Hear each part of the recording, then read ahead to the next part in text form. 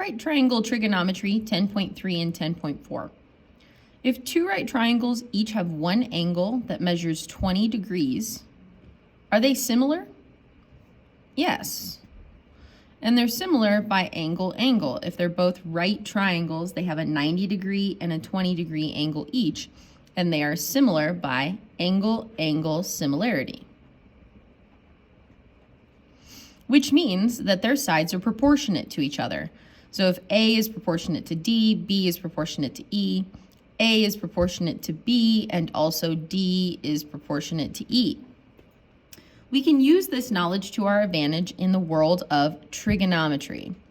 This prefix tri stands for 3, and trigonometry is the study of the relationships involving the sides and angles of triangles. There's a new variable that we use in this chapter or in trigonometry in general, and it's called theta. It looks like this. It's a Greek letter from the Greek alphabet. It looks like a 0 with a loop in the middle. This will always stand for angle measures. It will never be 90 degrees. In a triangle, we're never going to use 90 degrees as our theta. It's either going to be one of the other two acute angles. So never the 90, either the other two acute angles. This is just a variable. It's like an X or a Y or a Z. It's just a letter. So this could be a different variable of your choice. It could be an X, it could be a Y or whatever, M. But it's just a letter that we use very often to represent angle measures. So then in the world of trigonometry, we oftentimes need to talk about the relationship between the two side lengths, and one angle measure, which means they need their own names. So there's one side length that will never change. It's the hypotenuse. And we're going to label that with an uppercase H. The other two sides, though, are in reference to our new angle that we're referencing called theta. So the side opposite of theta, we're going to label with an O. And then there's a side that's next to theta or adjacent to theta. And we're going to label it with an A. It doesn't matter if you use an uppercase H, O, and A or a lowercase h, O, and A, but it does matter that you know which side lengths are which. So now we're going to practice labeling the side lengths in that order. If you label in that order, you are guaranteed to get the side lengths labeled correctly. So first one is opposite of the 90 degrees, which is our hypotenuse. Put your pen on theta, and from theta, the side length that's opposite is this one, which leaves our adjacent side length to be this side. Go ahead and try the other three on your own.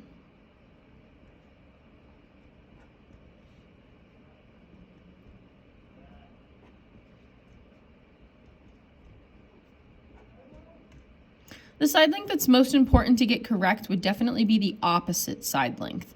But it's not just opposite of anything, it's opposite of the theta that you're interested in. Note that there are two positions that theta could be represented in, so it makes the O move spots depending on where your theta is located. So now in the study of trigonometry, when you are comparing two side lengths to each other between right triangles, it makes proportionate side lengths, which means there's an entire set of triangles that have the same proportionate side lengths. Because there's so many of them, they get their own name. They're called trigonometric ratios.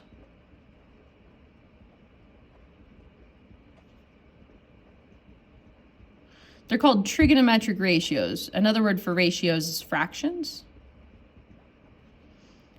And it's the ratio of the lengths of two sides in a right triangle specifically. So you can compare an opposite and a hypotenuse, an opposite and an adjacent and a hypotenuse. You can also flip the fractions, but in this class we are just going to focus on the basic three comparisons. So opposite hypotenuse, opposite adjacent, and adjacent hypotenuse. These three relationships have their own name in trigonometry. They're called sine, cosine, and tangent. Please don't call it sin, cos, and tan. Those are not a thing in math. It is sine, cosine, and tangent. So which one is which? Which comparison is which? So the first one is sine, and you do shorthand it to SIN, but again, please don't call that sin. Then inside of this function, the sine is referencing one of your theta measures. So you would do the sine of theta. You would use a little of to talk about that. And the sine is the comparison between the opposite side length and the hypotenuse. It must go in this order. Opposite must be on top and hypotenuse must be on the bottom. The cosine function, cosine of theta, is the adjacent side length compared to the hypotenuse. And the tangent ratio is the only one that does not compare to the hypotenuse. It's the opposite side length compared to an adjacent side length. Now, how are you going to remember this? Nobody's ever going to tell you this again, so you have to memorize it. So the way that you memorize it is using a little phrase called SOHCAHTOA. SOHCAHTOA. So these three letters here stand for SOHCAHTOA. And the second two letters of each of the little phrase here stands for the two side lengths that you're comparing. So the second two letters are really the important ones, because S just stands for sine, the O stands for opposite, and H stands for hypotenuse. So then the C stands for cosine, the A stands for adjacent, and the H stands for hypotenuse. The T for tangent, O for opposite, A for adjacent. SOHCAHTOA. I have many students that like to write it like this as well, where they say S equals O over H when they say so, and then ka, and then toa. SOHCAHTOA. If you say it multiple times, it starts to sound like a mathematical chant. SOHCAHTOA, SOHCAHTOA, SOHCAHTOA. There are many other ways to memorize the order of the trigonometric ratios, but that is just one easy method to help you memorize which one goes with which. So now we're going to apply this and see if we've got it.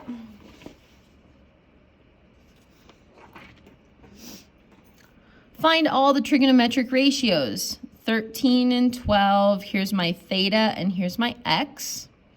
We'd like to find the sine of theta. So I'm going to write my SOHCAHTOA again. SOHCAHTOA.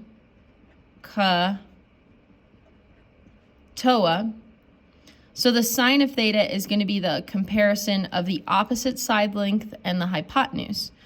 Well, I know 13 is the hypotenuse, but which side length is opposite?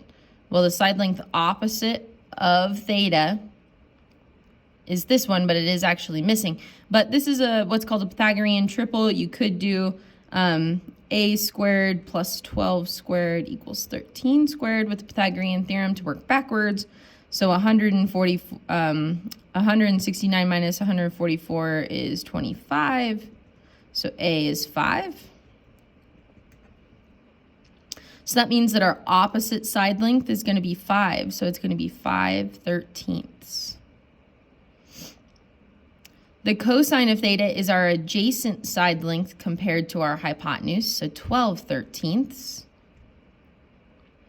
And the tangent is going to be our opposite compared to our adjacent. So our opposite is 5 and our adjacent is 12. Now notice that the second half of this is asking you for the sine of x, cosine of x, and the tangent of x. Well, that means that we're referencing this top angle up here. So the sine of x is the comparison of the opposite side compared to the hypotenuse. Well, the hypotenuse is still 13, but which side length is now opposite? The side length that's now opposite is 12. So 12/13. The cosine of x is going to be the adjacent side length to x. So that's going to be 5/13. And finally, the tangent of x is going to be the opposite over adjacent, so 12/5. Let's try this multiple choice problem. In the figure above, triangle ABC is similar to DEF. What is the value of cosine of E? Well, these are both right triangles, so that means that their side lengths are proportionate to each other.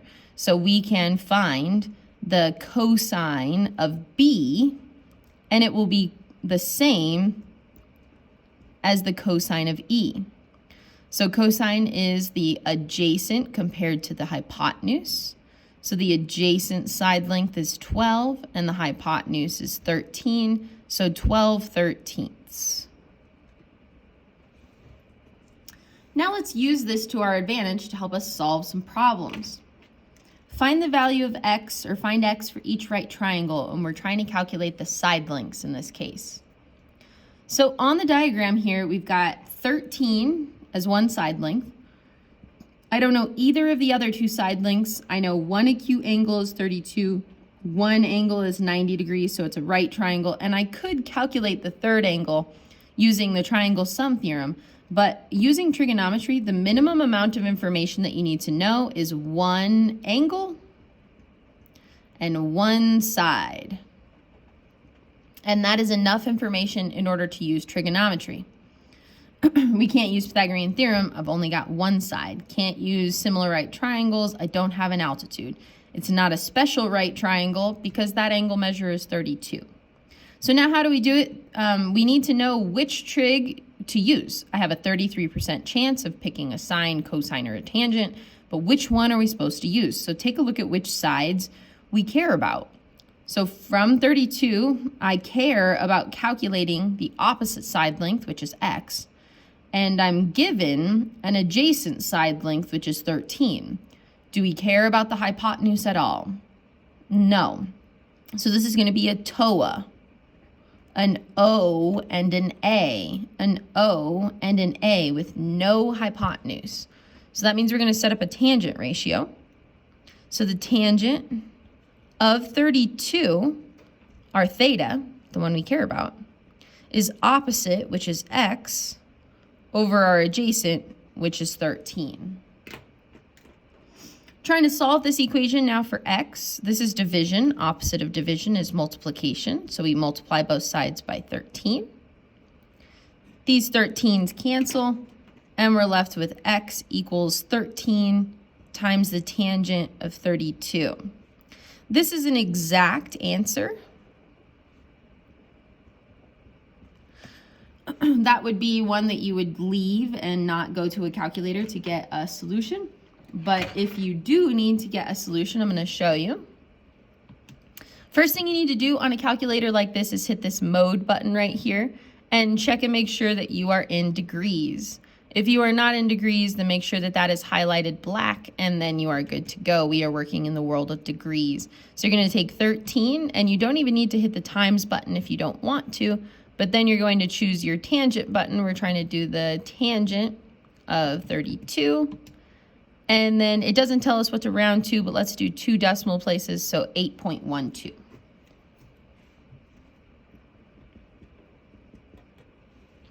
Approximately. Let's try another problem. 37, this is an adjacent and a hypotenuse. So which one do we use? It's a ka. The A and the H. The A and the H. So it's a cosine of 37 equals 11 over x. We follow the same process. We're trying to solve for x. We undo division with multiplication. So I'm going to multiply both sides by x. Then we have 11 equals x times the cosine of 37. This is multiplication, and I'm trying to solve for x, so we undo multiplication with division. We're going to take off the entire thing of cosine of 37. The cosine of 37 is just a number. It's just a decimal. It's a ratio of the two side lengths of the cosine of 37. So don't write just the 37. I find students want to just write the 37 and not the cosine part, but those have to go together. 37 and the cosine of 37 are not the same number, so you must bring them together. So now all I'm left with x equals 11 divided by the cosine of 37. This is an exact answer. You don't need to go any further than that unless it asks you to, but we will get the decimal 11 divided by the cosine of 37. I like to close the parenthesis, which is 13.77.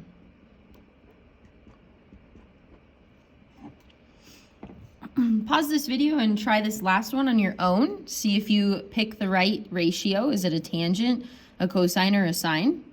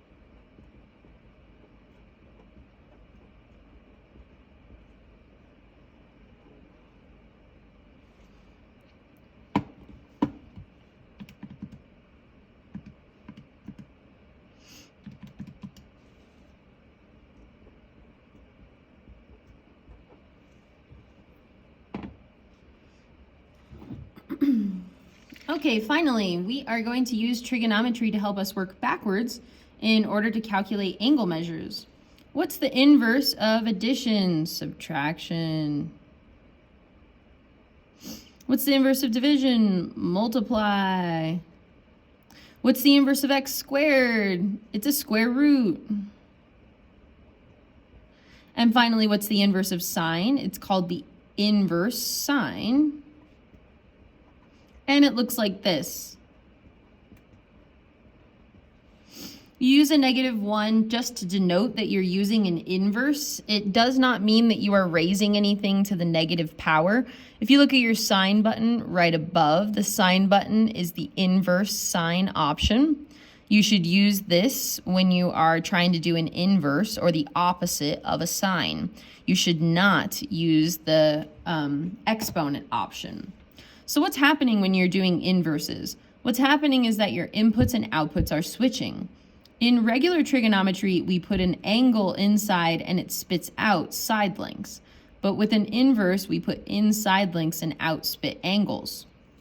So let's take a look at this one. It says find x for each right angle. So x is an angle measure. So yes, we have two side lengths, but Pythagorean theorem is not useful here because I don't care about the third side. I care about this angle measure that is when you go backwards. So from x, 30 is opposite and 18 is adjacent. So there's no hypotenuse, so I know I'm setting up a tangent ratio. So the tangent of x equals 30 over 18. And note that you are trying to solve for x. I'm trying to get inside of those parentheses. So the item that I need to take away is the tangent. I can't subtract it, can't divide it, can't do any of those things. I need to use the opposite of a tangent. What's the inverse of a tangent? Well, it's inverse tangent. So it looks like this. You group this whole side, and we inverse tangent both sides. What happens with a tangent and an inverse tangent? Yay, they cancel. They are inverses of each other, and who's left over on this left-hand side? Just a single x. And then we do the inverse tangent of 30 divided by 18. And now when we use our calculator to do this, you need to use your second button to get to your inverse tangent. So second tangent, and it pulls up your inverse tangent option of 30 divided by 18, which is 59 degrees approximately. Pause this video and try the second one on your own.